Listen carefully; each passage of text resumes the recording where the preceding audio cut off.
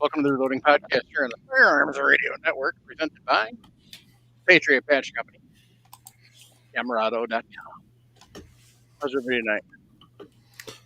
Good. Doing good. Nick's Doing typing good. away. What you searching for, Nick? Ready? Buddy's Ghost Tactical live again. Swinging by, saying hello to everybody over there. There you go.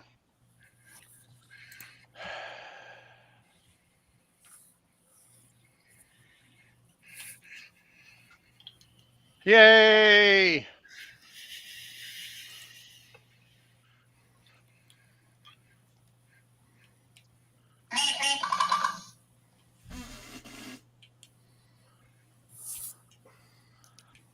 He's old. He doesn't know how to fucking mute. You don't like my Roadrunner? I love it. I'm used to that so much. How's that for a large soda? Jeez.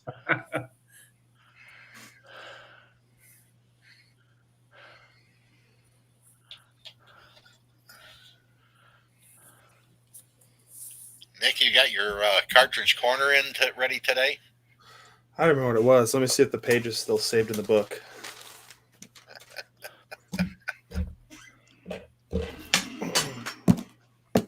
Well, there's something in here. Let's see. I'm trying which one it was. Just pick one. I think it was this one that I don't think I found anything good on it. Why not? Because there was like nothing on there. Why? It's a weird one. 222 Eichenhorn Lynx. I've never heard of such a thing. I think that was it, if I remember right. 22 Eichenhorn Lynx. It's a very weird cartridge. It almost has like no shoulder. Well, what's the English shoulder? H. The total neck length or shoulder length is 0.03 is the shoulder length. Oh. Yeah, there's like nothing. I'll show you the schematic. What is it called again? 222 Acorn Links. Yeah, it's a very weird case.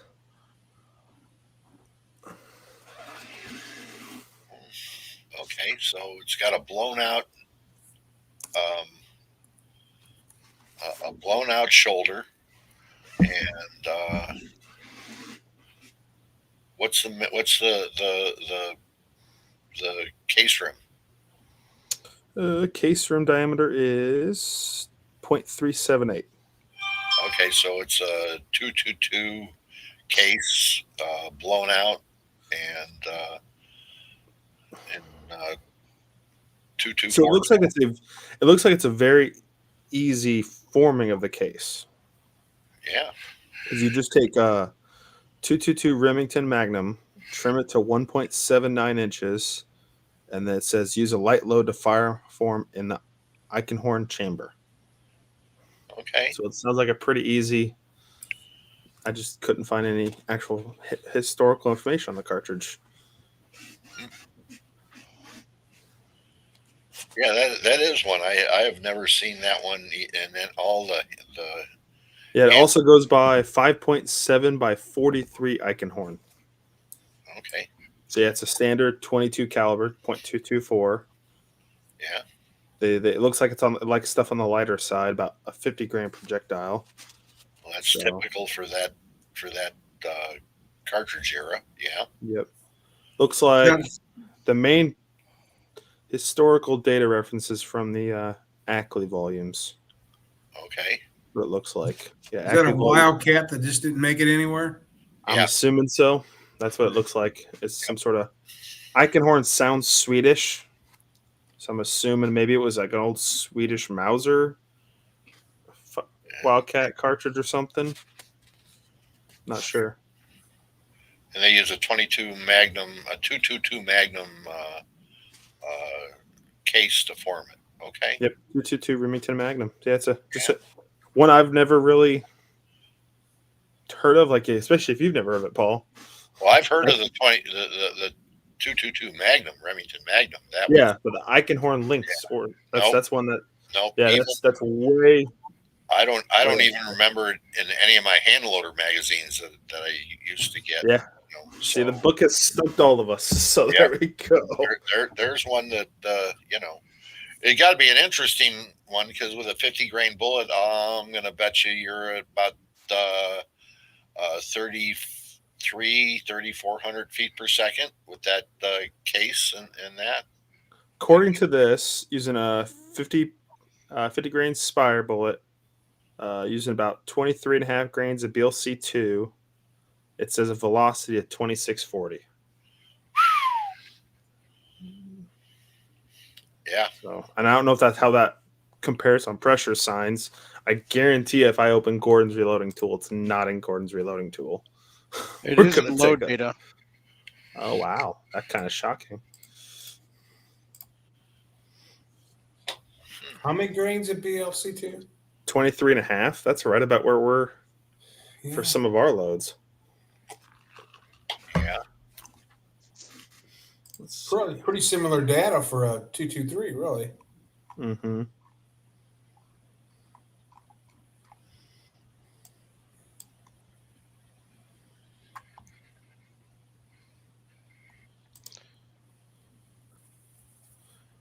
Yeah, I'm looking at the schematic of a 222 Remington Magnum.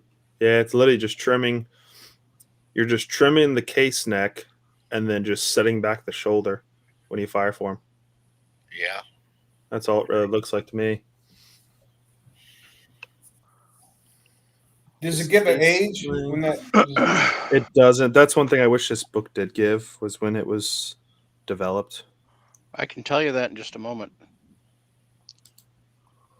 Because if it came out in the mid to late 50s, I bet you 223 took its place, or some of those other ones.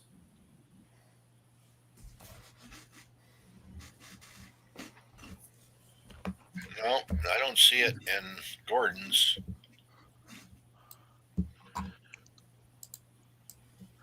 From the Handbook for Shooters and Reloaders, P.O. Ackley. Oh, you freaking ads, damn it. Okay. From Handbook for Shooters and Reloaders, P.O. Ackley, 1962. 5.7 by 43. Also known as the 222 Eichhorn Lynx. This is a cartridge developed by Dr. Edgar L. Eichhorn of Arcadia, California, otherwise known as the 222 Eichhorn Lynx, somewhat of an improvised 222, but the length of the body is the same as the 222 Magnum without the neck shortened, so that the overall length of the case is the same as the 222 Remington. This blown-out version uses a common minimum body taper design with 40-degree shoulder. It has proven to be a very efficient little cartridge. Cases are easily made by simply shortening the standard 222 Remington mag to the proper length of 43 millimeters and fire forming in the usual manner, so common with other improved cartridges in rifles which accept factory loads. The cartridge could easily become of interest to bench rush shooters because of its high flexibility and exceptional accuracy. Ball C2 3031, 4198. Standard twist was a 1 in 14. Special twists were either a 1 in 10 or 1 in 12.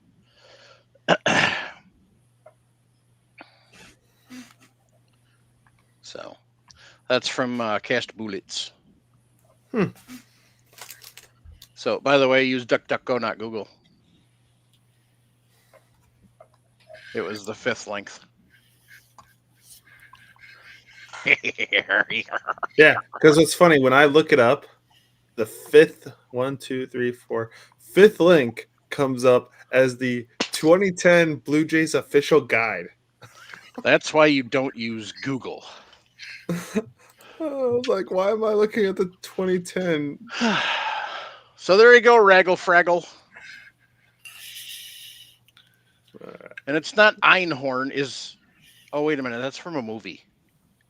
Einhorn's a movie. Einhorn is a man. That's a line from a movie. I think it's Eichenhorn. So I think a first H in Swedish is a K. It's Eichhorn. Eichhorn, yeah. So there you go. Now someone has to pick out for next week. All right. Who do we got in the side chat? Looks like Viejo. Pick a number between 80 and 56 and a number 1 or a number 2. If he's still in here.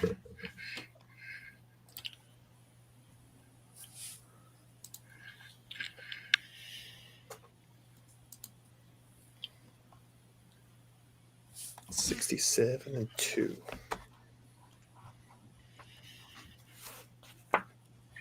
Oh, between 80 and 576. That's in like the index.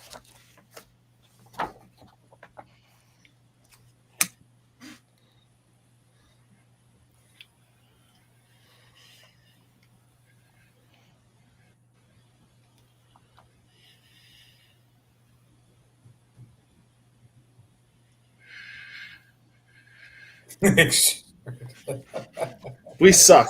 I'll admit, we do suck. We are terrible. I could probably play a better goalie than our backup. So, Excuse me. 223 and 2. All right. Sorry, Raggle Fraggle. I haven't seen Ace Ventura in like 20 years. Because Jim Carrey kind of annoys the out of me. Another interesting one that I've never heard of. So, Oh, really good. there we go. This one's got a very interesting rim. I'll say that. What the What is heck it? was that? I'm not gonna say what it is. I'll put it in the private. No, I chat. said, what was that noise? Oh, I have no idea.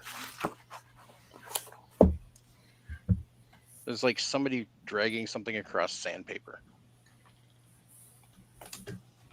Anyway.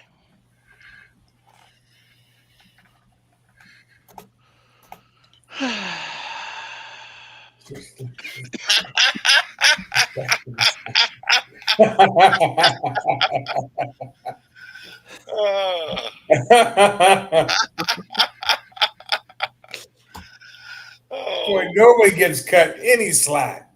yep. Wow.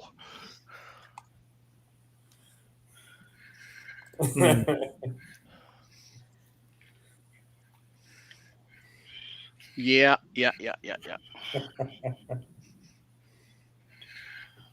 Good thing you didn't wear a Chiefs jersey or something, Nick. Hey, we won. That's all that matters. We're 5 and 3. The team is back. Number 1 favorite to go to win the Super Bowl again, so we'll take that. Ooh, I don't know about that. You look at the sports books. Kansas City is favored to win the Super Bowl. I'll put you a $20 bill. They don't make it to the Super Bowl. This team. Yeah, they played terrible in the first, I'd say, quarter and a half.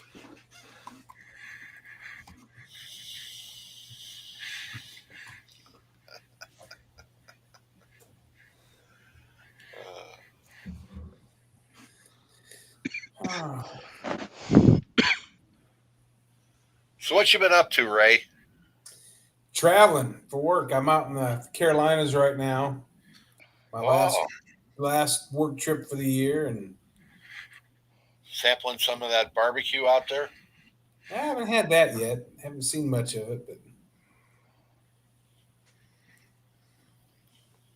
this coming weekend, I got to spend the weekend out here and meeting up with some other auditors, and we'll probably go out for a nice dinner somewhere this weekend. But other than that, get done with this work trip, then take a mad trip over to Nick's and meet up with them, and probably go down to Texas for some personal vacation for a while and come back and Nice. start Nice. moving into the new house. Okay. Movers or or yourself? Do it yourself. Well, the bulk heavy furniture we're having movers do, but a lot of the Okay. boxed up items we've already moved over there in storage. Just figured I'd make sure you saw that, Nick. Like I said, Okay. we haven't been the same team since the Cup, so I can wait another 50 years. No. I saw it still trailing Denver. Yeah, Yeah. I know. He's Give it time. He's talking about that. I haven't. I don't Chiefs. even know what the score is in the game. I don't think it started yet. It did. It must I have had just it on. started. I had it on out there until I had to restart the modem. It don't matter because we were up 4-0 with you guys the other day, and we still lost Yeah. in the middle of the second period. Yeah, that was terrible, horrendous. Hey, we got a follower from Twitch. We got a couple of followers from Twitch. We By the still way, have to play East Coast Denver Smith, we're twice. doing pretty good. What's that? We still have to play Denver twice. So, Oh, damn it! Red Wings yeah, are we down can get them one, both time. I'm not holding my breath though. right? Give it 30 seconds. The score will probably change. Mhm. Oh my lord! Literally, I watched. What day was that? That was last Tuesday, or no, last Monday, Wednesday. I don't remember what day it was. I sat down. I was like, okay, I got nothing going on. I'm going to watch the game. Connect to the Bally Sports, whatever, or whatever it is now, FanDuel Sports or whatever. Project it to the TV in the living room. No joke. First 15 minutes of the games, 4-0. I'm like, I'm done. Turn it off. Go to bed or whatever. Like, I'm done. This team is not showing me anything. So, Viejo, I have that same problem.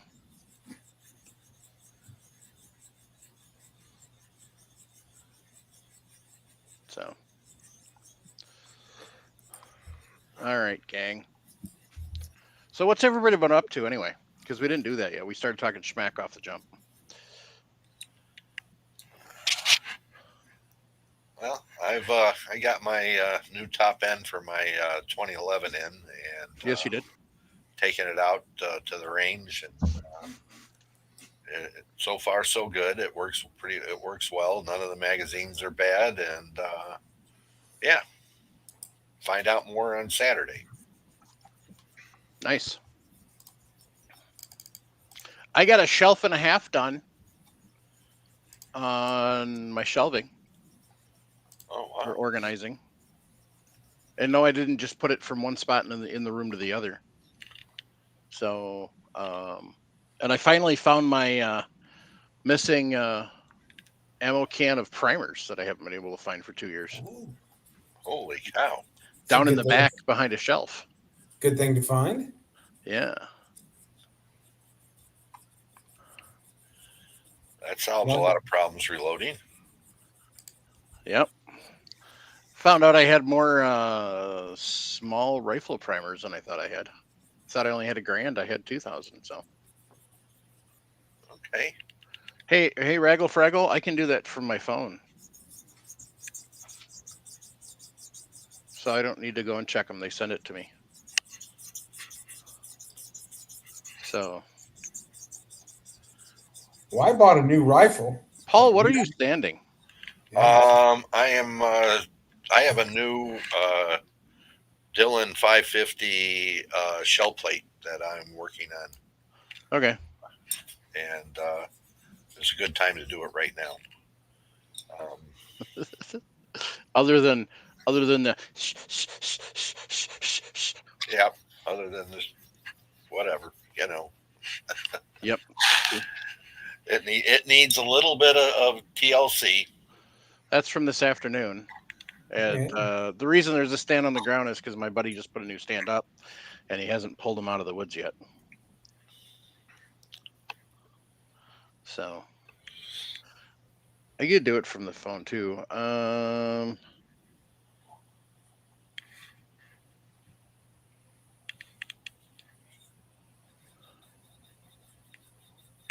If this, let's see here. Shrinking far faster than my doc's like. If the stomach issues continue, I will be the rate I was on. I will be the rate I was on. I will be the weight I was on entry of the USF in 80 by spring. Wow. Okay. I get that all figured out. That's no fun. I could use to lose like 100 pounds real quick, but Me too. Derek, you should send that all to me, and I'll take care of it for you. Derek, go ahead and reload with it. 3 years is nothing. Unless it's been sitting open and exposed. Yeah. Or out in like humidity climates. Yeah. Baking in a hot garage. You know, even if it was baking in a hot garage, as long as it's sealed, it should be fine. And you can tell, like if it has been in the garage and you open it, as long as it's not clumped together. I think that's the biggest thing to look for. Plus smell. A lot of times it'll get that rancid smell. And if it doesn't turn red, if it's Yeah. turned red, forget it. But normally 3 years is nothing on powder.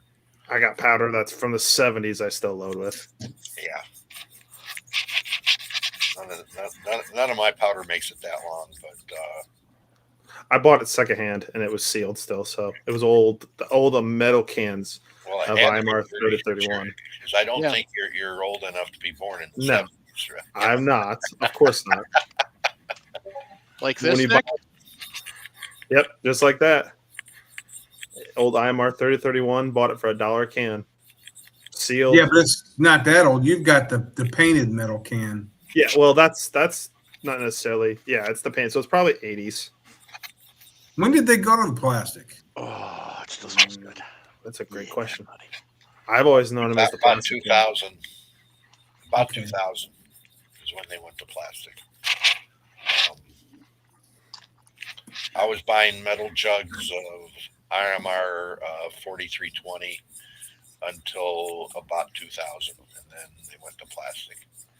Then Yeah, they I don't have any. powder. I don't have any powder in the metal can, but I got some old red dot in the cardboard cylinder. Yep.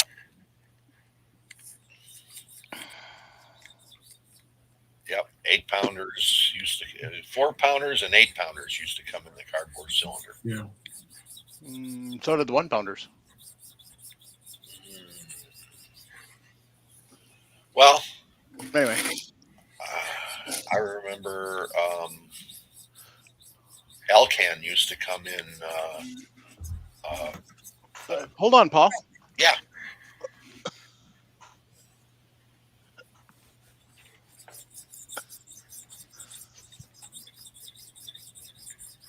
Yeah, there you go.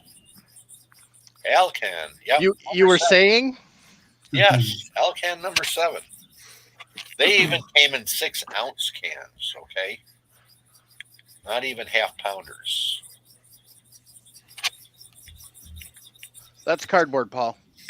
Yeah, This one right Okay. here. that one's cardboard. Yes. All right. I remember... And it's still good. Oh, yeah. I So. remember WW coming in, the 4-pound metal cans like that, Yeah. and the 1-pounders. Bless you. That's after they discontinued IMR 4320 for my 22 250s. I went with 760, and they came in the 1 and 4-pound cans. Paul, I have a feeling that's going to make a lot of noise on the recording. Okay. But Not a problem. sorry, but I think it's It's not a problem. so. I am. Other than the shelving, I loaded up some 9.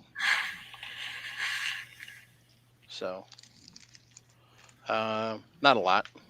I only did about 100 rounds, and then my wife interrupted me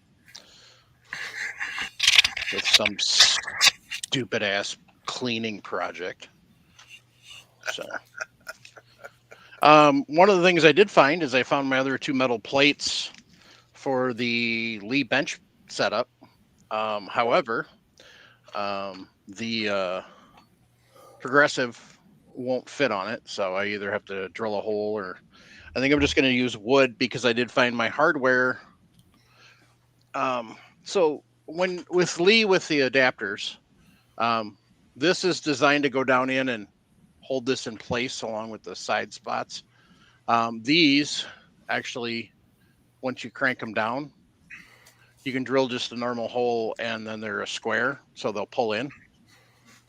I knocked one of these loose, like a carriage bolt. So they got a little square. So then what they do is they do that to the wood, and it won't spin. Nice. So, so I'm probably gonna put that turret on a wood, but not this one, because I don't want to drill more holes into that one. So Turret. What turret? no, the power cord I did not find for my Frankfurt Arsenal IntelliDropper, but I found out the one for the Lyman 6 will actually work for it. So I found another Lyman 6 I didn't know I had. So I got 2 of them now. That one gave me problems.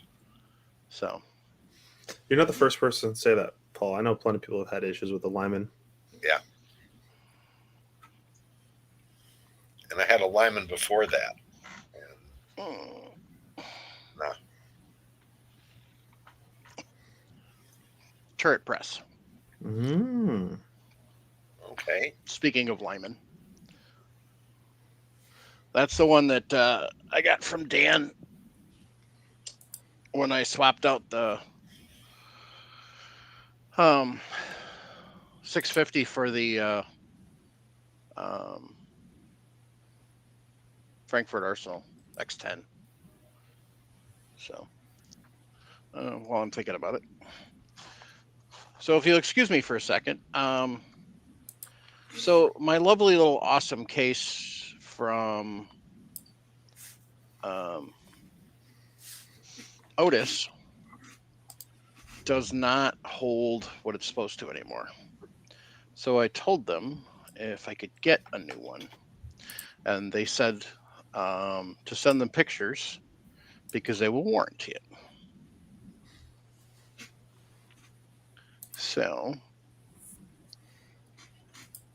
while I'm thinking about it,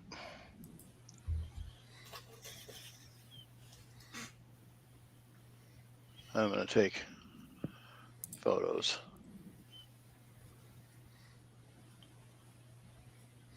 Of that quick. So, and then reply. Anyway, by the way,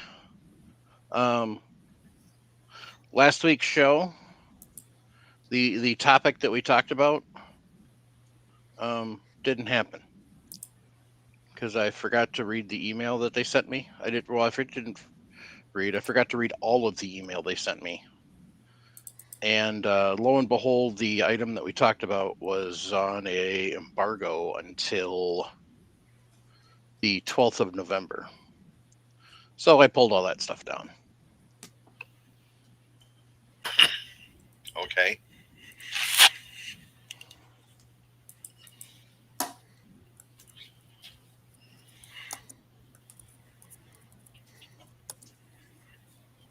So anyway.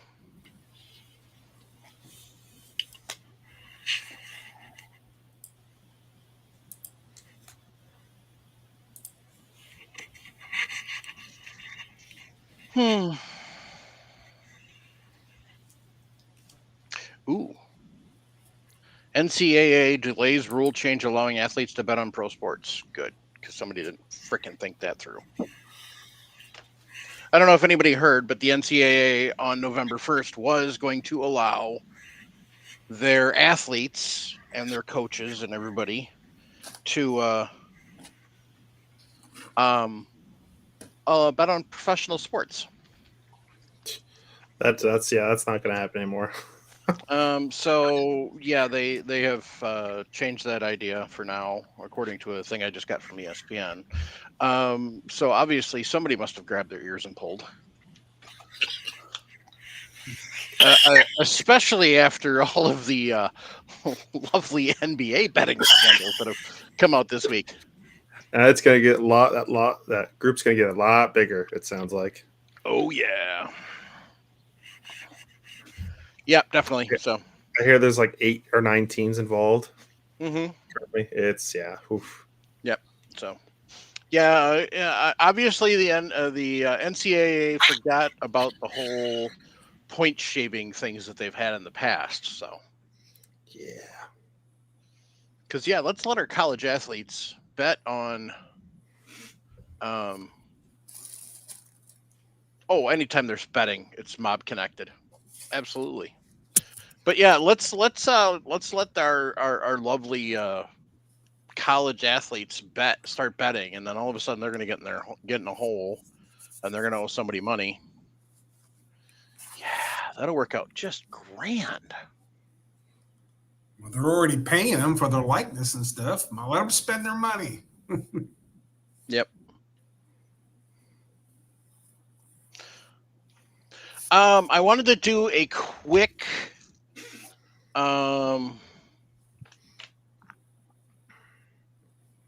crap. Wow. The train just went right off the rails.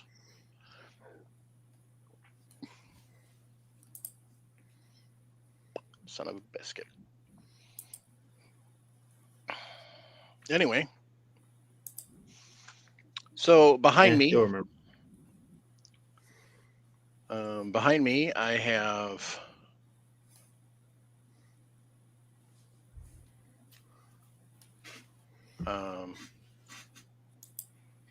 the Frankfurt Arsenal and the Chargemaster that have been warming up since the start of the show. So what powder should we use, kids? Long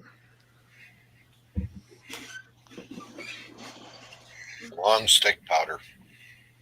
Should I use that 30-31? Yeah.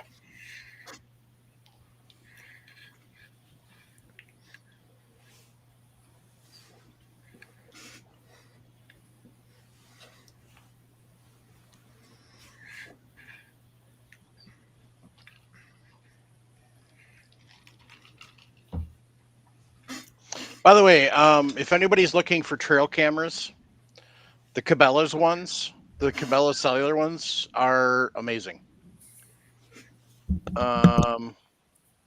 They are basically they're Tacticam innards with a Cabela's outside. You use a Cabela's program though, so you can't combine them with your Tacticams if you already have Tacticams. But it's $5 a month for 250, I think. And then they have a $5 overage where it covers overage on all of the cameras on your plan, up to I think 1,000 per or something like that, or it divides them up. But the other thing it has is for $9 a month, you can it'll download your multibursts. And it'll also download videos, and it'll download HD photos. So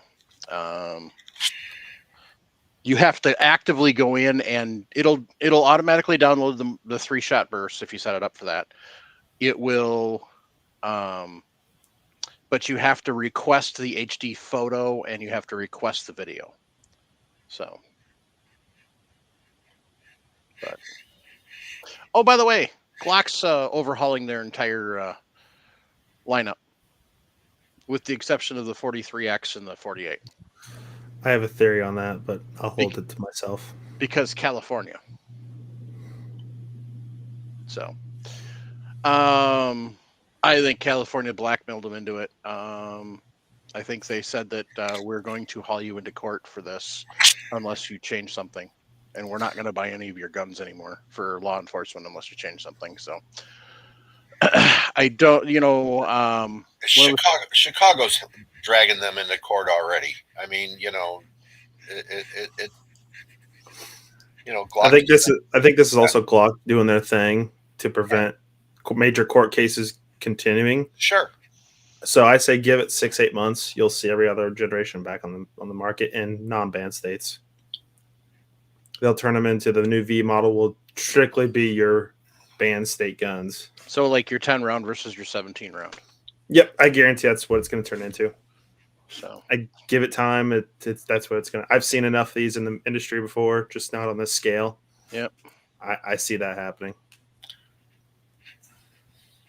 I mean, all they got to do is change part of the back end, and they have it. I mean, it's not a You have to steel bed it is the only thing you can Yeah. do, because you can just take a Gen 5. Gen 5 was supposed to fix around that.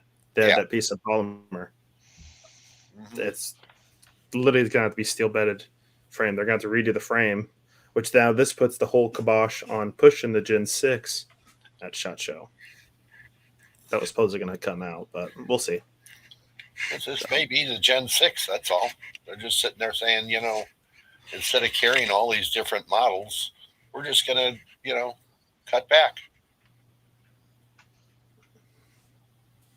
It works. I mean, it's a damn staple gun. I mean, what the heck do you want with it?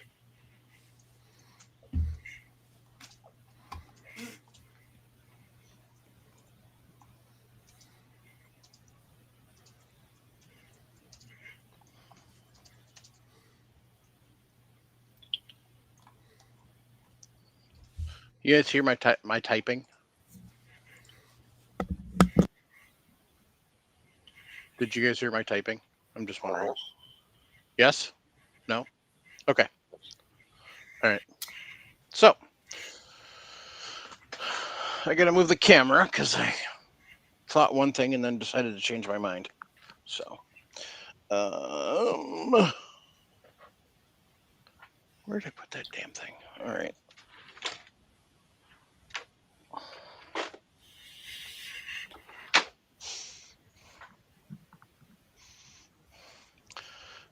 I decided that instead of fighting with the microphone cord like I did last week, I would just use my other 10-foot cable. I bought 10-foot extension cables from the Amazonians. So it's an extension cord for your USB. But you got to be careful what you use it on, because some stuff won't do very well. Just as a friendly warning. Hello, OL1 guy. By the way, OL1 guy, Rumble is working this evening. So, because I think you usually are on Rumble. Anyway.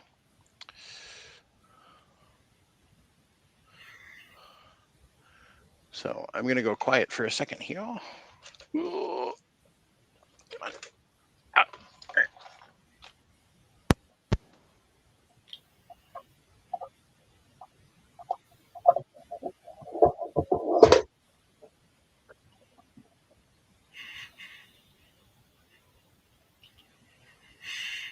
Okay, so we don't have any dead air, guys. Why he sits down and switches everything over.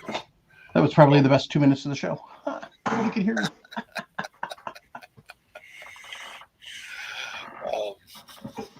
So your feeling on that, Nick, is that they're just going to reintroduce the staple guns as Illinois or New York or California. I think that's all the V model is going to be. Is they're just gonna, because with how the Glocks are done, they mold a lot of the frame stuff around the injection mold, that plastic around it.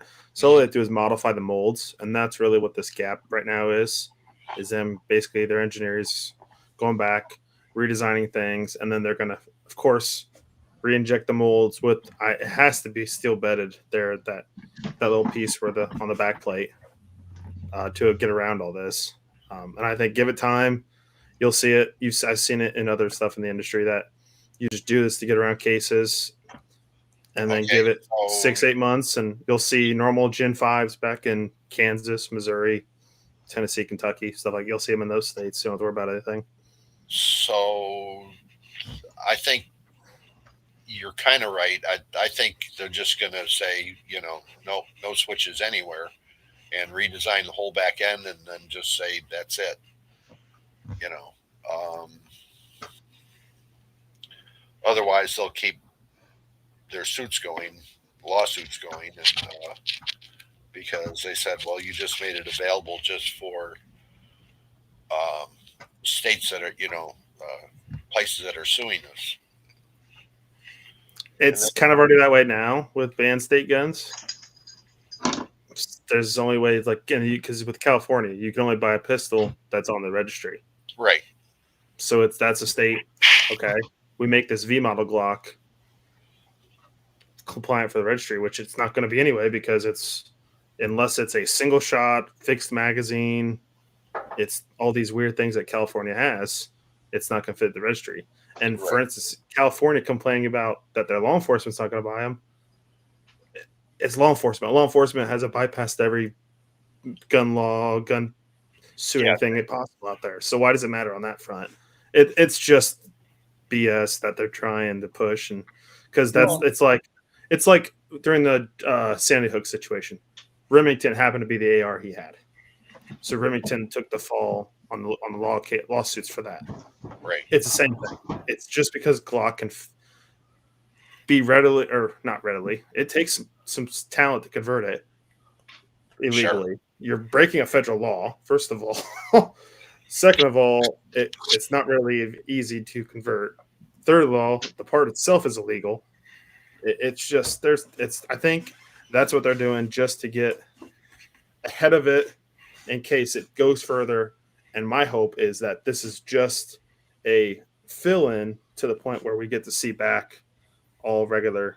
Now, mind you, they might completely stop manufacturing Gen 3s, but I don't really see that happening, because unless they're going to make the V model Gen 3 compliant for production or for like aftermarket parts, then that's going to take all your aftermarket support and have to really jump ahead to catch up. So it's just. You froze, Nick. Or did we all freeze?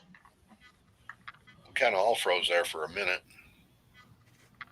Interesting. Okay. Yeah.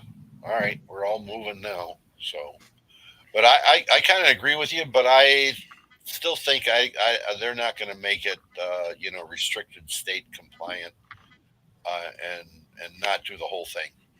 I just think they're just going to do the whole thing being restricted compliant, and just, if this state is 10-round magazine, fine. Everybody gets a 10-round magazine, or two 10-round magazines, and anybody else people completely ban or go away from Glock then. Well, I'm just saying that the compliant states that they need will all be 10-round magazines, and that's it. And then you'll have the states that won't have any restrictions get the larger capacity magazines. Knowing how the market like that, or the production works and packaging like that works, I don't see that happening, because of the logistics on that front. Is you're double doing the packaging. You got, these ones have to be packaged this. You're going to have those issues where, potentially a 17-round mag gets put in a 10-round mag gun and gets shipped to a banned state. Okay, what does that open up for a case? You're diving in too many holes. I've seen it happen. We've had it. Well, look at this. When I worked at the shop, we had a Massachusetts gun come to our store when it shouldn't have. Yeah, things happen like that. So yeah, I just agree. I mean, I don't want to. They don't want to open up too many holes. And I think what happens if they do it, say they make it all Glocks. Like, look at the 43X, come with only 10-round mags. Say that's all Glocks, 17, 19, all of them. Well, I mean, do that for everything. I look at the 2011 pistols, and in Illinois, you can't get one. Mm-hmm. No, you can't buy one, not at all. Even though that you could get 10-round magazines for it, you can't buy one. Ain't gonna happen. So Viejo, on that, and that's another good question: is how's this going to affect the copies? It won't, because they specifically call out Glock in their court cases or in their suits. Yeah, exactly. So Yeah. Shadow Systems won't be affected. Ruger won't be affected. All the other ones won't be affected because they specifically call out, unless it's specifically stated, these other companies, it's not affected. Yeah. But if if Glock continues this, because it sounds like there was some other stuff that they've done recently, supporting gun confiscation, anti 2A stuff, people will fall away from Glock, which will be crazy to think about. I don't know if it'd be crazy because they're doing a lot of stuff. Glock is, as far as that goes, gun confiscation and all that stuff. I think people are just so used to saying, yeah, I got a 19 or I got a 17 or I got a, whatever. And they like it. It's the right size for a lot of people. Mhm. And, Biggest Here's selling, what- most popular selling main carry gun in the world, right. or in the U.S. for sure. Can Glock, as they stand right now as a company, survive strictly on law enforcement sales? That's a great question. You cut out civilian purchasing of guns. That's a major percentage of their Well, sales. I think what's also going to happen is with all the SIG issues, I already know a new weapon pistol trials is coming next year, more than likely. Glock's getting ahead of the game. The Gen 6 is already being produced, is in design. I've seen some renderings out on Reddit for the new Gen 6 stuff. But they'll put a safety on it. The safety is going to be way better designed than it was on the last pistol trials, and I guarantee Glock's going for the U.S. weapons pistol trial gun. They're going all out for it. They're supposedly we're developing that AR for the British military. I think they're trying to become strictly a law enforcement military contractor and getting out of the civilian market. I feel that's at this point. I feel that's where they're going. It killed Colt. Colt Exactly. tried that This for years. is the new Colt. This is going to be the new Colt. And then Smith and Wesson bought Colt, and somehow they're once barely Colt survived. lost their military contract, They went to nobody's. Yeah. It's the new Colt from what was that? 90s, late 90s, early 2000s. And then we heard, FN is dropping off their scars and all sorts of other models. Right. And they cut like 70% of their main workflow down there in South Carolina. So it's going to be, there's some interesting time. And I think you're seeing it where we had in the first Trump presidency. You're having that major downshift in purchasing, production. Yeah. The numbers aren't going out there flying and buying stuff. So you're going to see that recession in the gun industry. So that's why I don't expect a lot of industry coming out at SHOT Show this coming January, because really what else is there to do? I think you're going to see some of these aftermarket companies get their hands on V model Glocks, and if anything, do something different on that. But that's so basic. There's not going to be any true industry changing and stuff coming out. I don't see anything, at least. From what I see, that we had the last 2-3 years has been the 2011s have been dropping out of the woodwork. But again, they're to be compliant in states, there's a lot of states that are saying no, you can't bring it in here. Mm-hmm.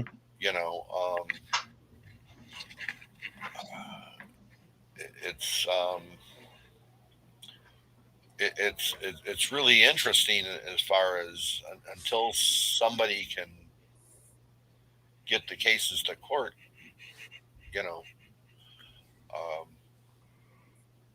a lot of the manufacturers that are at crossroads as far as what they're doing and how they're doing it. Now, of course, we're talking 2011s, which start off in the $1,000 range and go to $8,000 and $10,000. So, but about every manufacturer I know of has come out with a double stack type 1911. Yeah. That's unfortunately. I think and you just keep seeing them getting cheaper and cheaper. Like what is it, Mac Military Armament Corp, sub $1,000.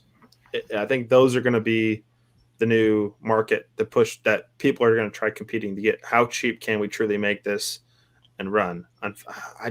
They're fun guns. I've shot them. I don't know if I'd ever own one.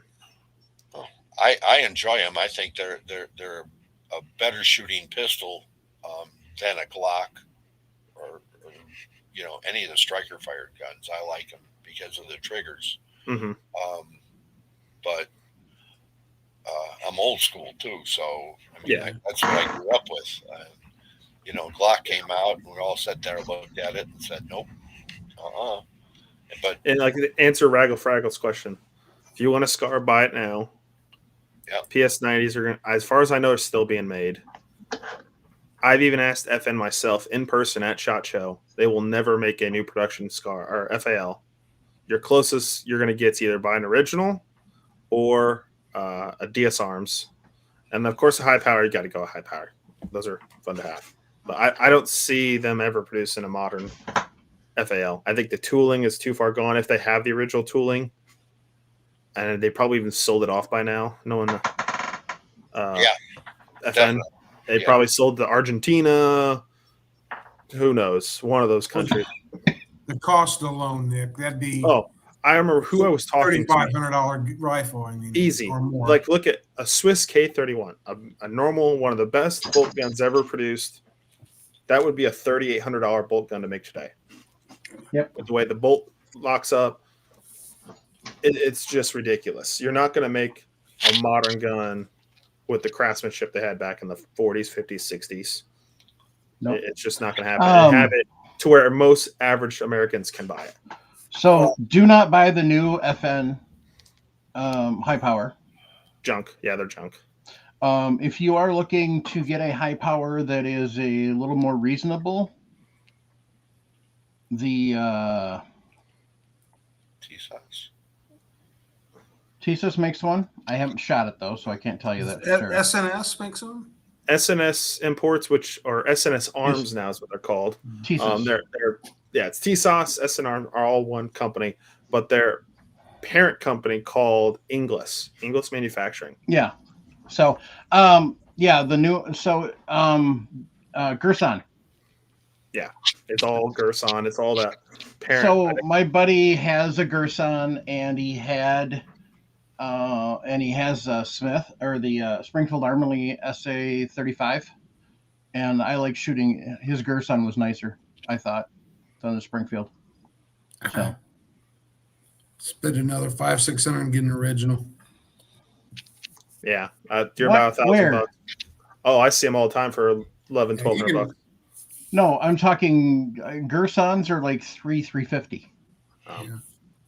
I'd save the extra $700 to get an original, especially if you can find one for around $1,000. Yeah, it's going to go up in value, and the new ones aren't.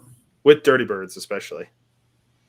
Yeah. Well, if you're going to get a German one, you better put them at about $2,500 starting out. Not always, but you can buy a Canadian English for a little over $1,000. Yeah. Well, if they wouldn't have destroyed them all, you could have gotten them for dirt cheap, but they just destroyed a whole crap ton. Well, yeah, but not all. A lot got imported back into the U.S. in the 80s. No, I mean just now. Like I agree. Yeah. If they wouldn't have destroyed all those. It's Canada. What do you expect? Yep. But I just think we're going to see a very interesting SHOT Show come January. You're not going, are you? I know I'm not going, but I'm already talking to people I know that are going. Of course, I'm talking to some industry friends. If I can figure out a way to pay for it, I'm going. I've already talked. We were supposed to have Joel Hodgson from RCBS on that, but he had some stuff come up. But him and I were talking about today over lunch. Just, it's going to be a very interesting SHOT Show. Well, I'd say the last 2 years you and I went, Nick, they almost seen carbon copies of each other. Oh, absolutely. I think last year we were the biggest worry. The year before, so 2 years ago, was kind of a what's going to happen coming up election, what we're going to be. So there wasn't a ton. There was a few innovative ideas, but not a ton. And then earlier this year, we knew who had won the election. Of course, it was inauguration week when we were out there, and so we were expecting some stuff. There was some stuff, like you said, Dad. There was a carbon copy, so there was a few new things back in 24, some new stuff in 25. Nothing really just came out and jumped out and said, "Oh wow!" But like company I was excited to see was that when they're bringing all the Daewoo's and produce them here in the U.S. Gesundheit. I haven't heard a lick of anything about it. That's that off. I was excited for the company that makes the gearhead tailhook brace. Their gunsmith was designing a Type 100 LMG semi-auto Arisaka, with the little Japanese, like their little subgun. Haven't heard a lick about it since SHOT Show. There's a couple other things. It's been an interesting year. I think we're going to continue down this track, unfortunately. And that's just how the industry's always been in the last inauguration or last time when Trump was in office and until now, of course. So it's just, so far, it's the exact same carbon copy. I don't think it's the federal government moving as much as it is the state governments that are. Oh, absolutely. The state governments are feeling that they can put the pressure on now, because you're seeing it. You see it on all sorts of other stuff. All these, injunctions, which that's just getting a whole nother soapbox. But the Supreme Court's allowing them to do it. They're dragging their feet on making any decisions.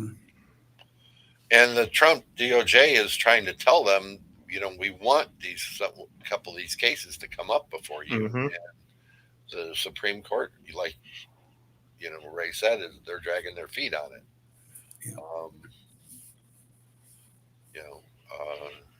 Yeah. It's we got there's an NFA case they're going to hear, and it ain't the best in the world.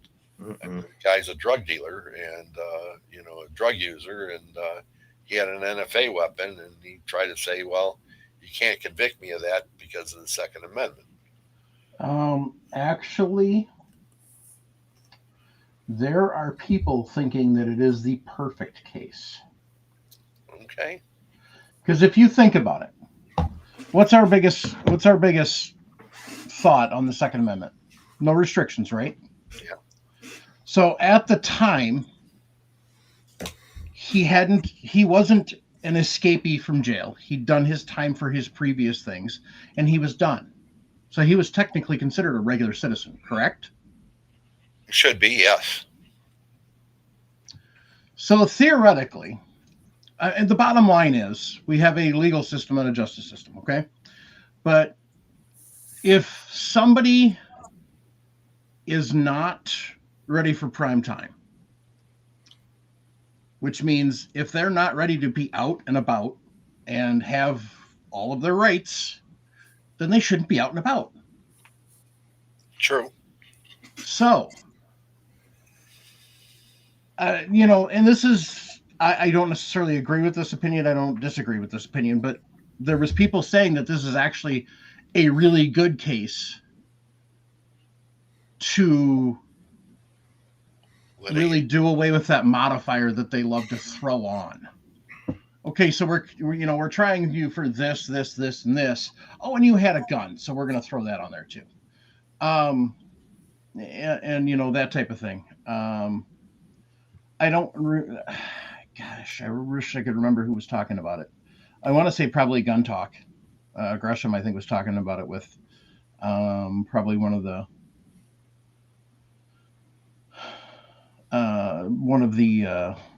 legal groups that he talks with a lot, but I don't remember for sure. But there are other pundits out there that are saying it could be potentially a perfect. So. Okay. I just, I just keep hearing that, he was a drug user and he admitted drug user. And, right. Of course, the 4473 says you use drugs, and as soon as you put yes down, that's it. Right. And so that's one of the things that they're talking about is that might be a perfect thing is, should that be on there? Okay.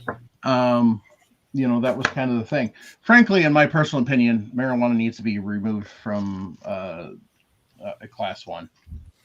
Yeah. That's part of it. But I kind of agree. I mean, everybody sits down. I have my family that tells me that, hey, you could do this, and for pain management, your pain management would be, a whole lot better. And But, I said, I can't, and here's the reason why I can't. Oh, okay. Yeah. So because we as lawful abiding citizens know that if we start doing that, we are now violating that, and we yada yada. So, but I can go to my doctor, okay, and I can get a prescription for opioids. Yep. And I can take them without a problem. You're perfectly legal. So, yeah. Even though you can get up to and including morphine, so which is how many times stronger? Oh, I know. My daughter's a hospice nurse. Tell me about it. Right. So.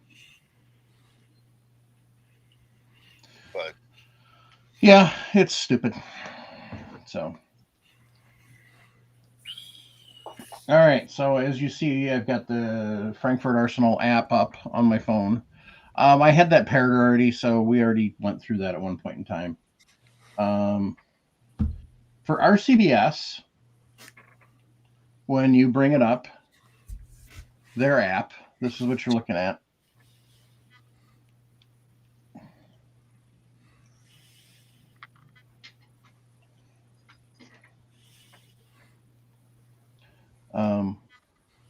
And it says register device, so you just click right on that. If you don't have anything paired, and away you go. And then at the bottom of the screen, you've got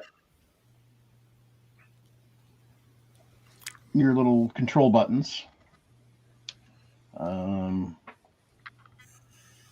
So my profile, I just downloaded it, crying out loud.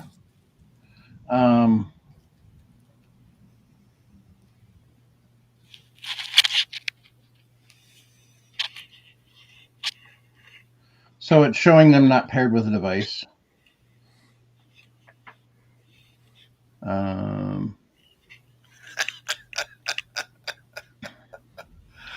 Because it just, so all across the top is devices. You just hit that. It says this you don't have any devices yet, so you hit pair with new device, and it says search for the RCBS devices. It's going to ask you your usual.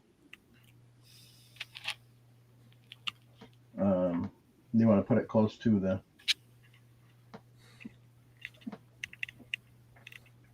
device, and I guess it's not. Fraggle, I like that. I know what you mean. You breathing, you fine. You don't need anything.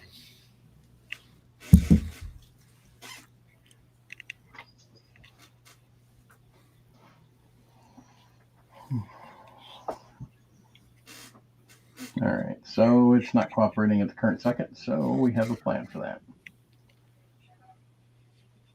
One of the nice things about Android is you can actually hold down on the icon. It'll bring you into the settings, and then you can hit force stop and clear cache. And you can also clear storage like I'm going to do right now because I want it to completely clear out.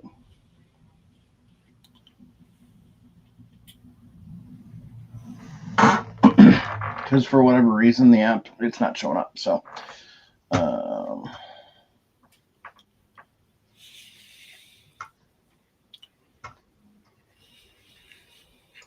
I have a question. Yes. Is the app really worth it? Depends on the dispenser. I've ran both of those with both apps, both dispensers. I will say the Frankfurt Arsenal app I was not a fan of as much. The RCBS app I really do like. Okay. I run an RCBS Lynx, okay, and I run an 8AT3, which has a Bluetooth connection. Um, that one needs an app. Mm-hmm. Okay, you can't run it without it because it doesn't have a keypad to put anything in. With the Lynx, I can sit down and just type in what I want and not worry about using anything. So you can use it with or without the app. Yeah. Okay, yeah.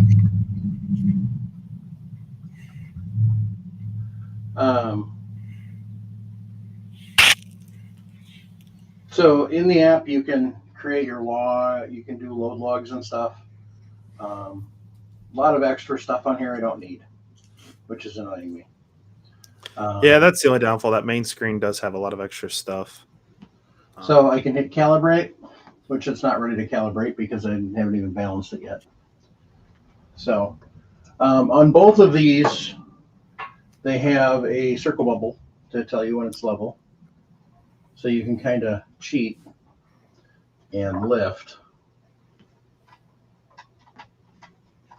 And then it's got adjustable feet.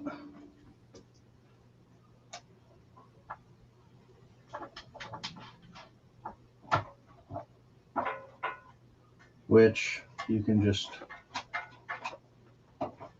guesstimate.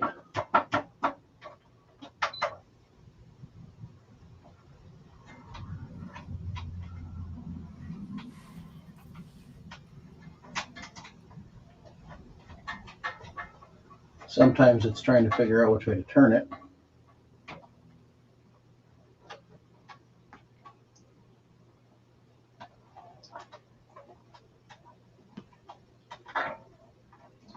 And you gotta be careful because you can turn it right out.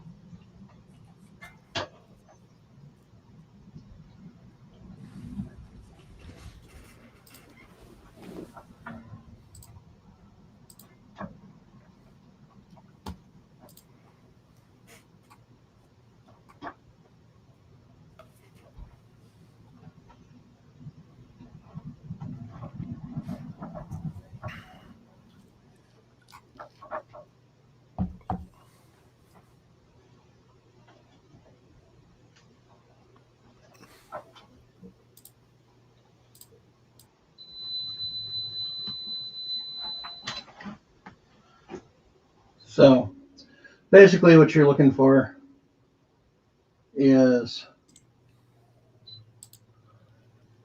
you're looking for stability. Once it says stable, you're good. You can take the cover off. And I want to calibrate it. So what it's asking for is it's asking for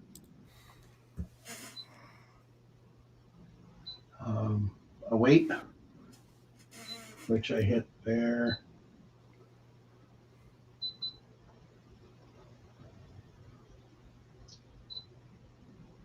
So I hit the calibrate button once, then I hit it again. I'll ask you for 50 weight.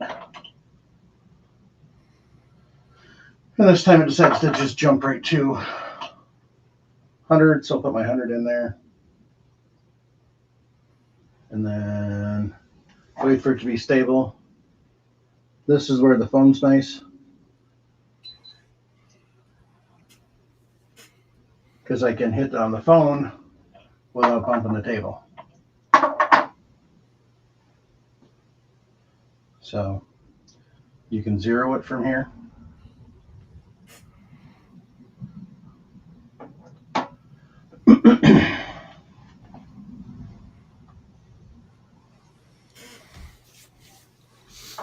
So now I got to balance this one and not disconnect the camera.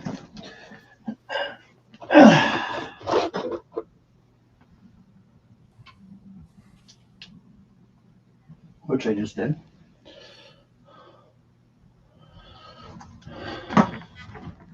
So now I'm going to have to share all over again. That is the drawback to the extension cords.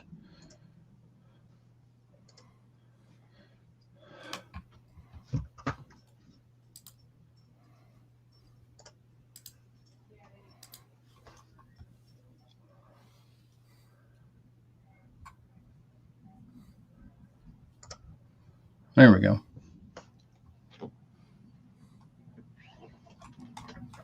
So, so we'll move this over.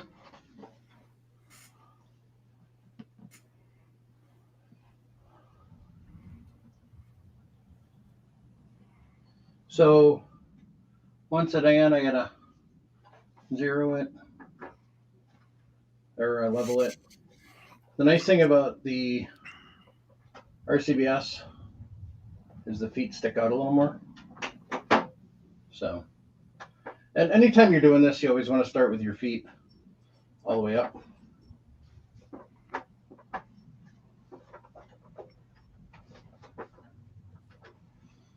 And you'll notice I push on the corners to get it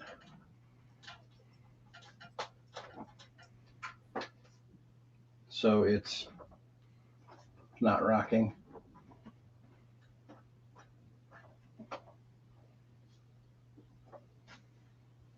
Make sure it's stable, it's level. Back to the app, I can take the cover off. Hit start calibrating here. It says remove the powder. It gives you the walkthrough instructions. So it says remove the powder pan and hit zero the scale, which you can do on the app. It says remove the weights and press calibrate. So you can place the 50-gram weight, wait for it to stabilize and hit calibrate, and then you can put the 100-gram or the other 50 on there, hit calibrate.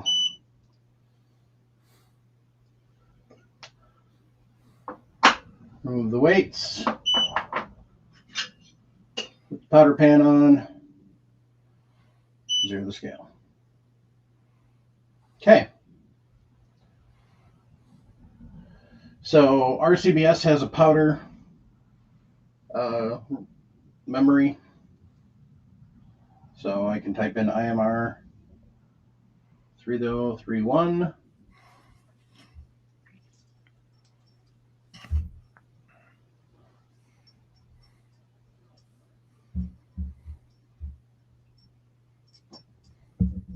And this is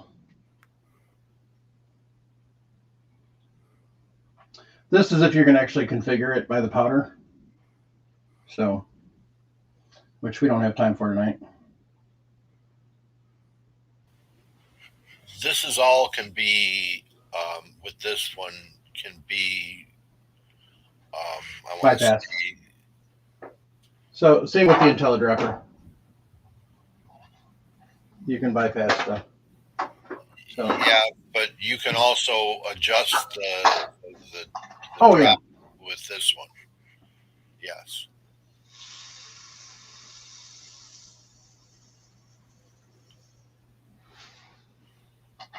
so before you do this, make sure your vents are closed.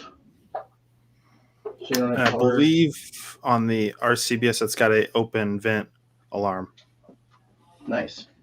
I know the Frankfurt does not, but I'm pretty sure the RCBS does. All right. So Not on the length.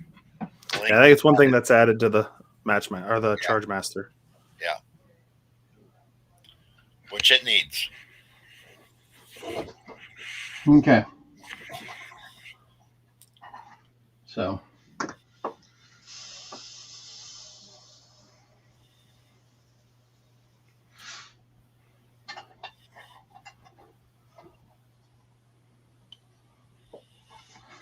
And the RCBS just went, or the Frankfurt Arsenal just went full potato.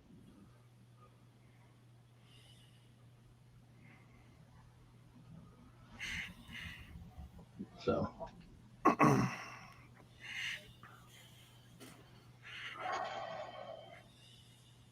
So what we're going to do is we're going to calibrate this. We're going to take the pan off.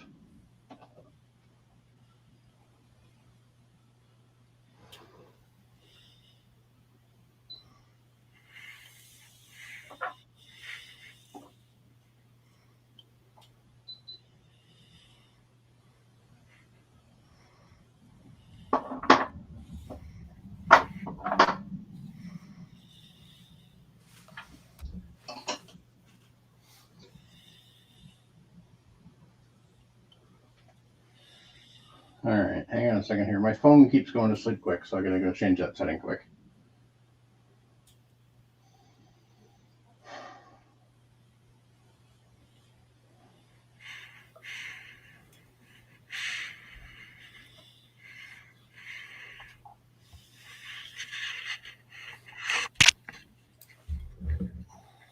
Okay, that's better. Okay, so now what I can do is I can actually use the phones to dispense on both. I'll put that lid back on there. So, oops, sorry, Gracie. So that's what I'm going to do. But I think I'm going to get a visitor first. Hi.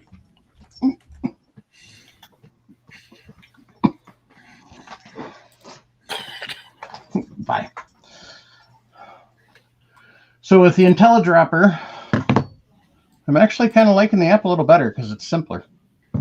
It's not as convoluted.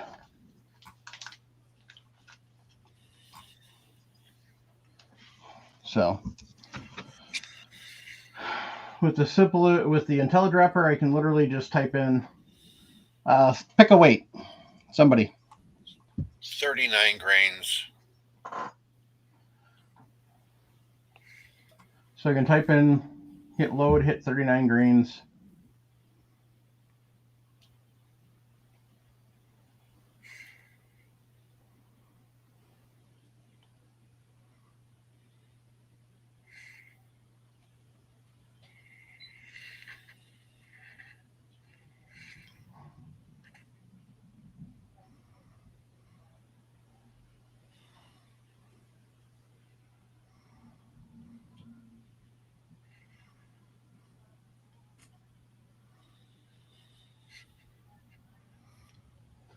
And it's now dispensing, even though my app says error.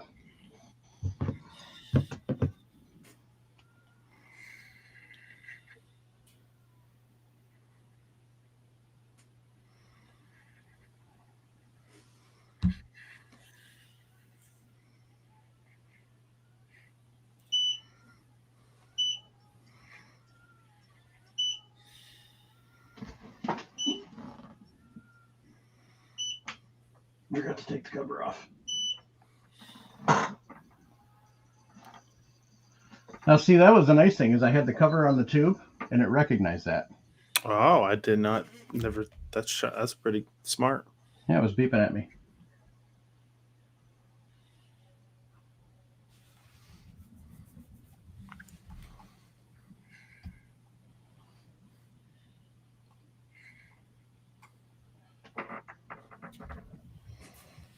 I wish we could actually see that, but unfortunately we've got a nice glare from the...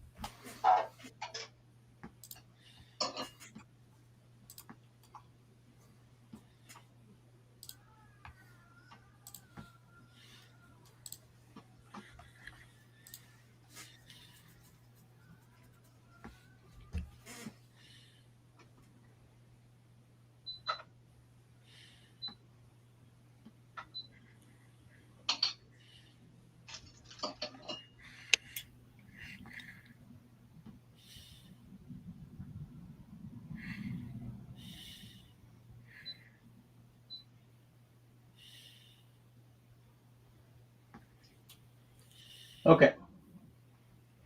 So I typed it in there because the app's not clearing itself out. So I typed in 39.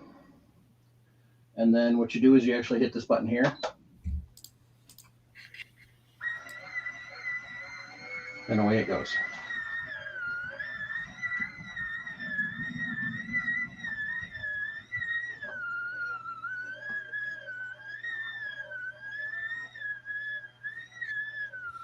I will say right out the get go, I like how quiet the RCBS is. Yeah.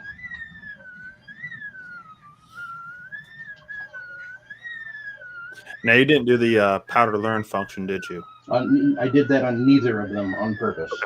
I gotcha. And you can tell that right now with the Frankfurt Arsenal, it's struggling.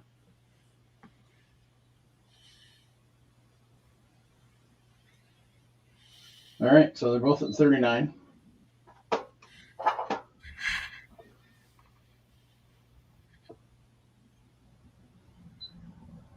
So I switched it to manual because I realized it was an auto, and that would not work very well. Because basically what would happen is as soon as I pulled the pan off, sometimes it tries to dispense. So what I'm going to do is on each, I'm going to take, pour that back in.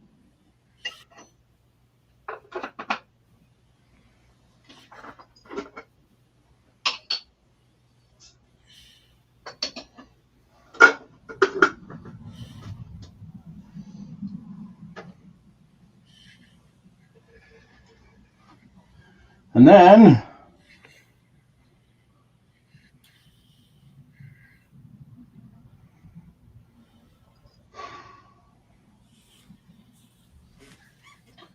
we're going to start it at the same time and see which one finishes first.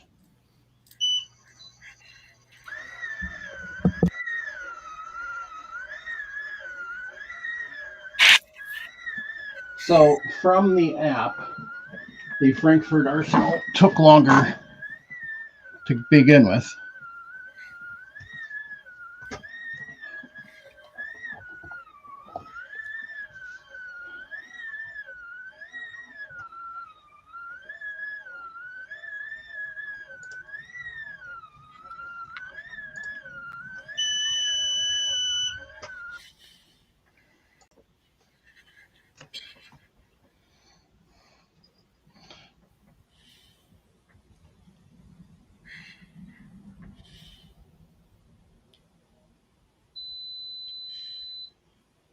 So the IntelliDropper went over.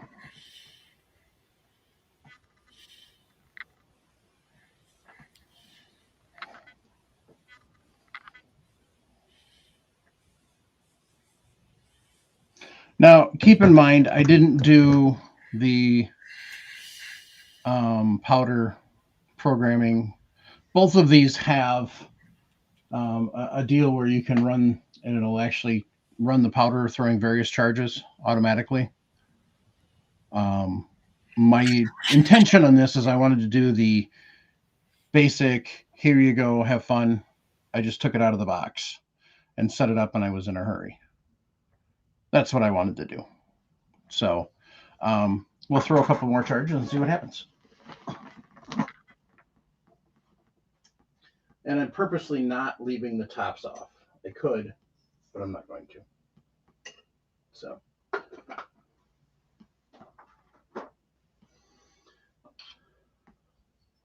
So the app, it shows red.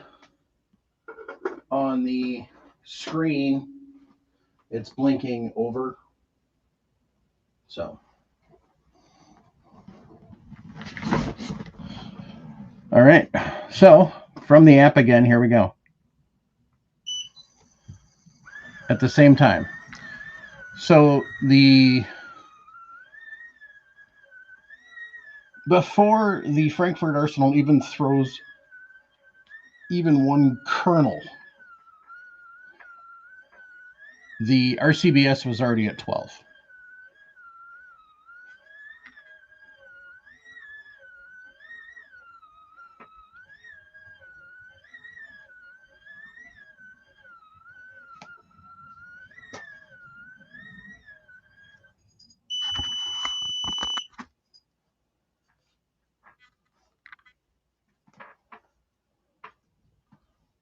So that's what it's saying there, CBS. And it eventually got to the IntelliDropper. But as you heard, it was obviously a lot slower. So out of the box, just away we go.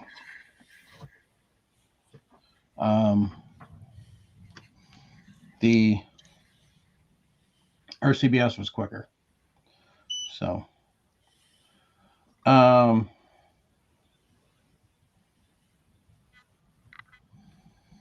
so when you get done and you hit complete,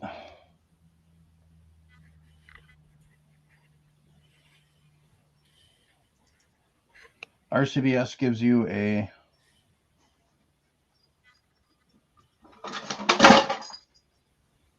hi, Gracie. That's why you don't go where you're not supposed to. Nosy Gracie. Gives you a batch summary, how many you threw, how long.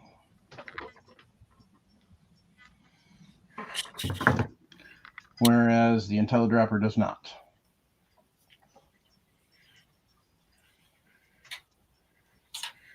So, if you do auto, the IntelliDropper gives you more data, but so that is the initial between the two. So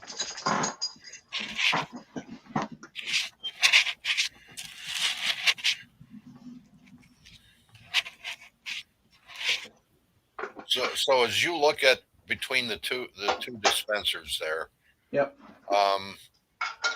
What are your feelings between the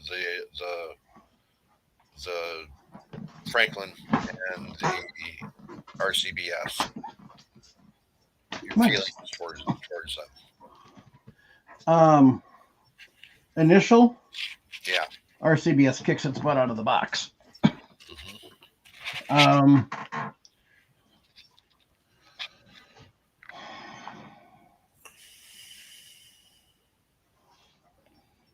So now what I'm going to do is I'm going to go back to the powder. And so what you do is you can do the powder configuration.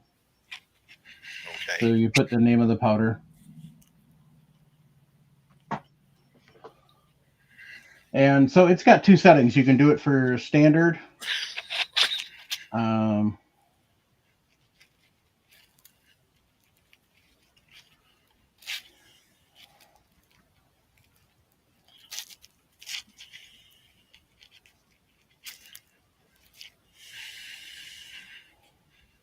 Oh, so you have to choose IMR. Okay. All right. Not Hodgson.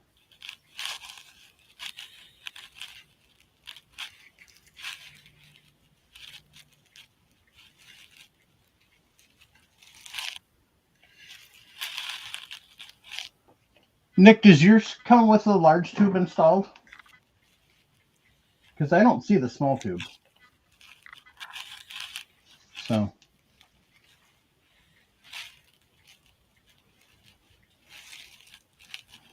So you can program on what speed you want to dispense at, what mode you want to dispense at, what tube you're using. And what you can do is you can set up, so this isn't, Nick, this isn't calibrating it for the powder. This is all the different options you can set it up for. You can change your angle of rotation, your trickle, your speed.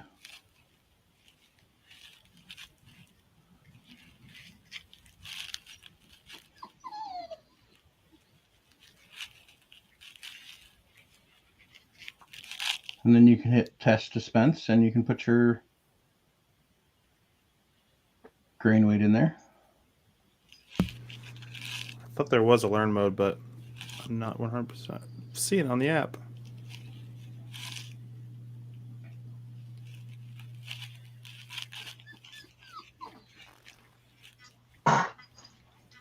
What, Gracie?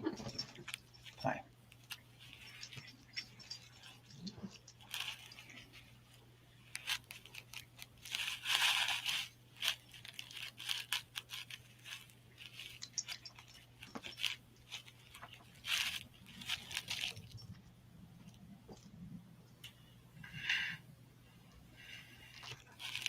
Now I'm waiting for it to synchronize slots.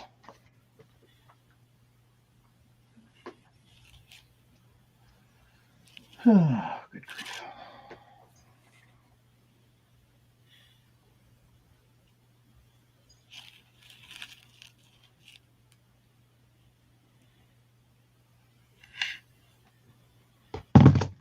So we're waiting on that.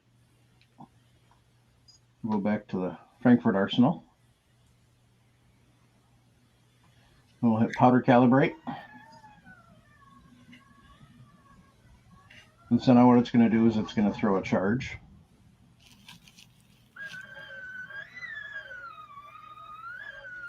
And it does different speeds to adjust how the flow is. Hi, Gracie.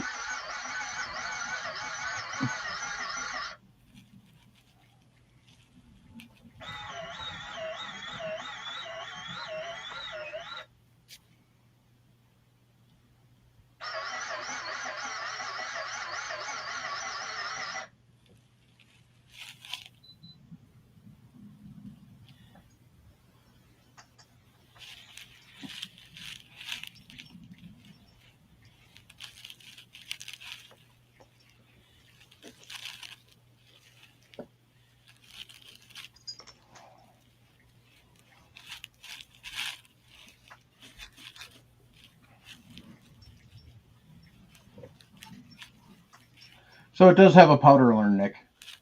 So I thought it did. So what you have to do in the app is when you get to the end, it says dispense mode. There's normal and powder learn. So you select your powder learn, and then you select your grain charge that you want to use.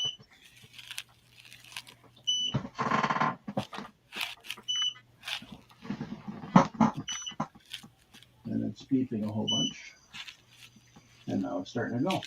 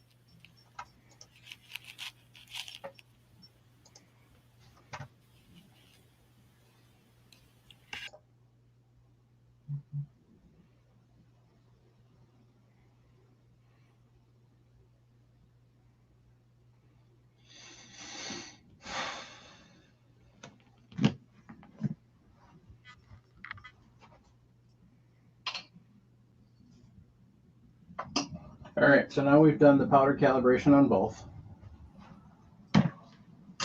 So now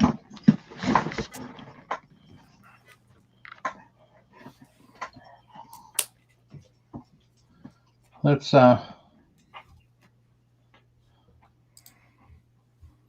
cancel out of that.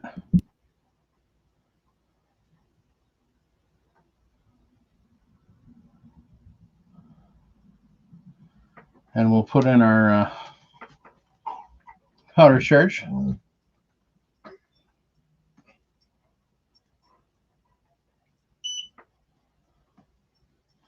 going to start a new dispense here on the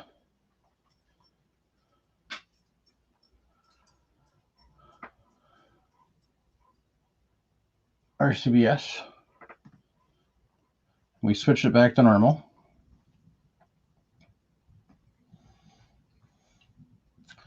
And we're going to hit the button again at the same time and see what happens.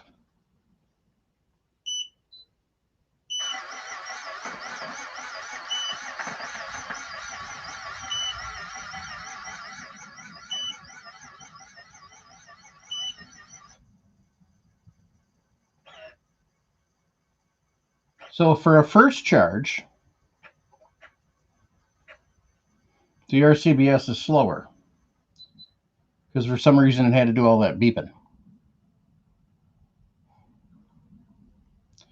So we'll dump the pans and go again.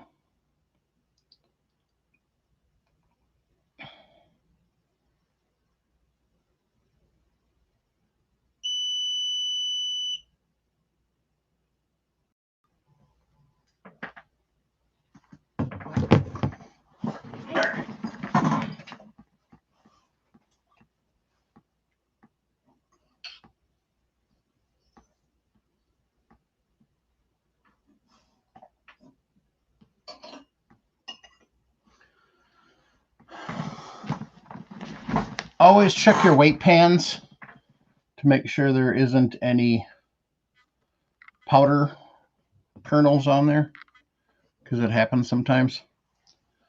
All right, one more run. Let's see which one gets done first. So this time the RCBS only had about 3 grains beforehand. And the IntelliDropper got to trickle first. And they finished about the same.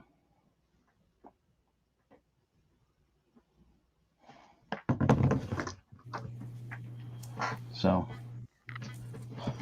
now I wasn't going by the beep. I was going by when they actually hit 39 on the readout. So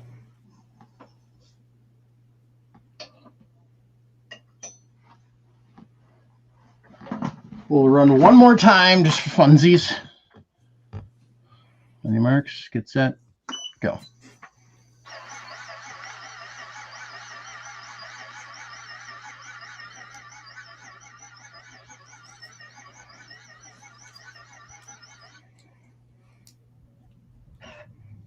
So the IntelliDropper during the fast speed is actually catching up to it, even though it's giving the RCBS about a 3 grain head start.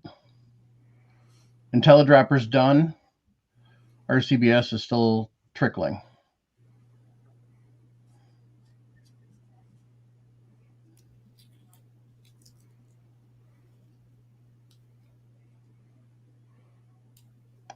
It's now at 39.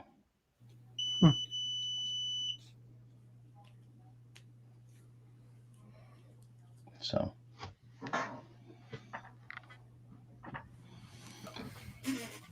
but so yeah,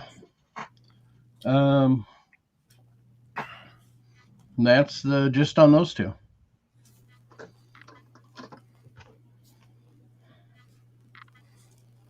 Maybe I'll do a powder throw off, get the lineman out and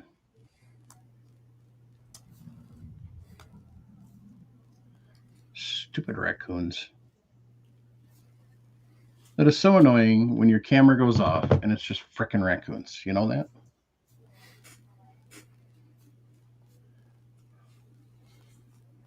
What are you laughing about, Paul? The raccoons. You're muted, Paul, because you keep dragging that headset cord right across your microphone. I know exactly what you're talking about. I have 2 of them that are in my neighbor's shed in the back. So I have been looking to turn on my red dot on my 22, and yeah. There you go.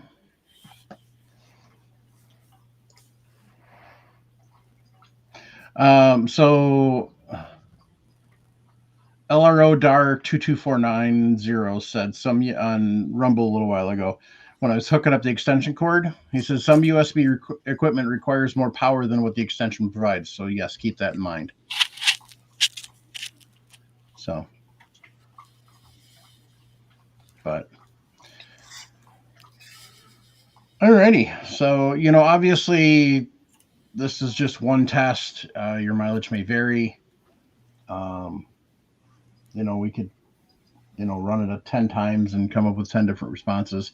The other thing I'm not doing is I'm not checking the powder charge on a balance beam. I'm just going off the powder throwers. So, you know, they both have their pluses. The thing I don't like about the Frankfurt Arsenal is it floats. It won't lock in to a specific number. It tends to just bounce a little bit sometimes. So kind of like a beam scale does. I don't know. Every time I've ever checked powder charge when I was using the Frankfurt Arsenal, I didn't have any issues. But I would definitely say that the RCBS is definitely a better built machine. So, all right, gang. So,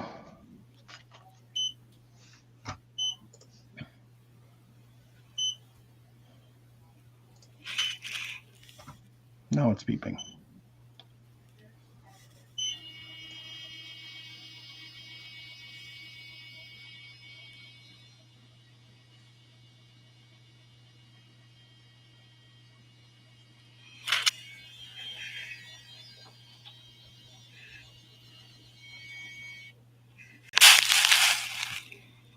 Okay, so I had to switch cameras back. So now it's time to talk about Patriot Patch Company. This is the patch of the month. I'm still your Huckleberry. So I like how they did that. Obviously, it's a famous line from Tombstone.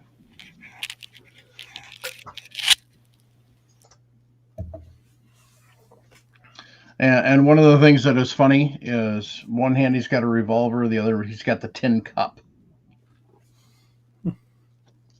So, but so that's Patriot Patch Company, patriotpatch.co. If you want to be a Patch of the Month Club member, you can do that multiple ways.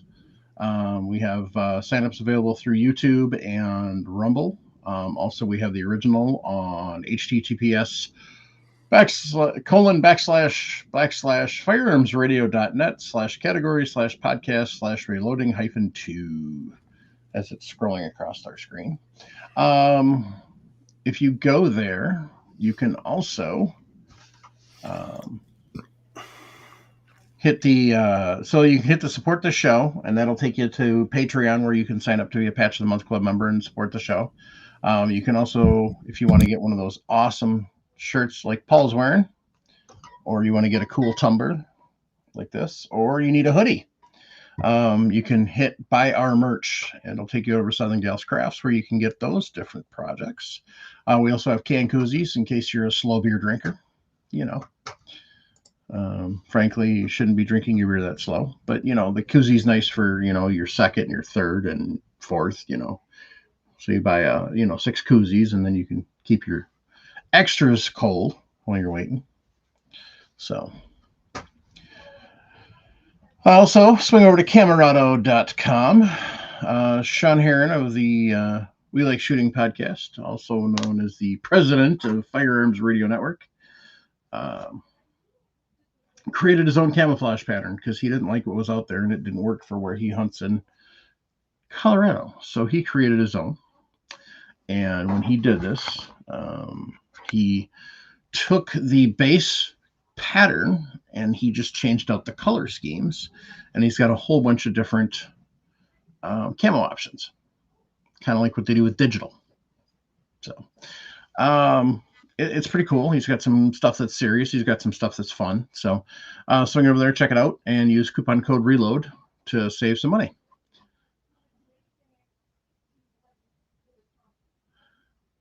Well, my wife talks loud. Anyway, that about wraps it up for tonight. Hopefully Joel can join us next week. Otherwise, we'll come up with something else. And hopefully I can get the rest of my organization done here. So if Joel does not make it, then we will. Yes, Clifford says that Southern Gals Crafts will also, if you don't want a hoodie and you want a hoodless sweatshirt, they will put our logo on. They will make you a hoodless sweatshirt. So, and they've also shipped to Iceland. So, anyway, they're pretty awesome down there at Southern Gals Crafts. But so swing over there, check them out.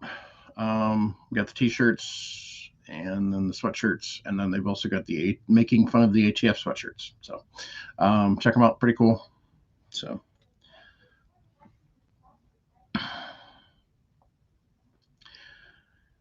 that's about it for tonight, gang. So if Joel can't make it, we'll start on the X10 next week. So set up. Anybody got any shout outs? No. All right. On that note, keep your breath shiny. Jump on the Millsip short bus. Teach them to shoot and reload when they're young. Grandpa said, don't listen to your mama. Violence does solve problems. Especially when you use high explosives. Less pieces to find. That's right. Nick, they're not going to have to worry about coming back this week. Yeah, and I saw that. Yeah, it's not good. No, I'm sorry. It's not good. I'm sorry. I'm not really sorry. But that's just, hey, I'm used to this. It happens almost every year, it feels what like. happened to your goalie? Didn't you guys don't- used to have a stand on his head goalie? We still do. You just can't stop the damn puck. Mm. We've had the same goalie since we won the cup in 19. Yeah, I know. He needs to He go just- drinking. Yeah. Cujo needs to take him out drinking. But if you look when they won in 19, they were in last place at New Year's. So That is true. anything can happen. So that's just this organization. Yeah, that is true. They were in dead last. So what the heck does Abe have in his hands, Ray? Drumsticks. He's That playing is the drums. That is nice. I like that. So, all right, gang. Make sure you're supporting the Second Amendment. Support your local, state, and national organizations. Make sure, most importantly, you're paying attention to your elected representatives and who wants to become your elected representatives. Don't believe the bull crap coming out of their mouth. Believe how they voted. So they can say all they want, but it's their vote that matters, and that's the one thing they can't lie about. So be nice when you're talking to them. Get more people involved in talking to them. You know, letter writing campaigns are still a wonderful thing. Yes, you're spending 70 cents an envelope to mail it versus email, but they can't ignore handwritten or even typed letters. Type it out on the computer, print it out, throw it in an envelope, mail it off. They can't ignore that. They can always just have their spam filters pick up a certain topic and send it into their spam folder. Oh, I'm sorry, I didn't get your email. It went to my spam folder. They can't ignore the physical mail. So, if you really want to be a dank, send it certified. So, at any rate, remember to be nice when you're talking to them. And most importantly, if you're struggling, especially as we're heading into this season. Thank you, Mike. I'm not going to lie, I kind of like that logo when it pops up. Kind of cool. Anyway, as we're heading into this lovely season, sometimes it's not so lovely for people. You know, we're heading into the holidays, but we're also heading into a lot of darkness. physically and mentally. Unfortunately, a lot of people lose people around the holidays, and it makes it worse, but not better. Or they're thinking about how they're not going to be celebrating with that person for the holidays, and that's rough. Plus, let's face it, it's cold, it's dank, it's dreary. A lot of days are gray. When we do have the sunlight, and it gets dark a lot earlier, especially after this coming weekend when you have to set your clocks back. So keep an eye on everybody you love and care about. If you're struggling, reach out. There's lots of resources.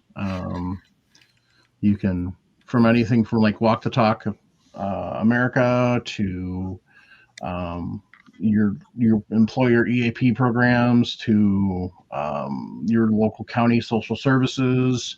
If you're really struggling, 988 or 1-800-273-8255 from your cell phone, from your landline.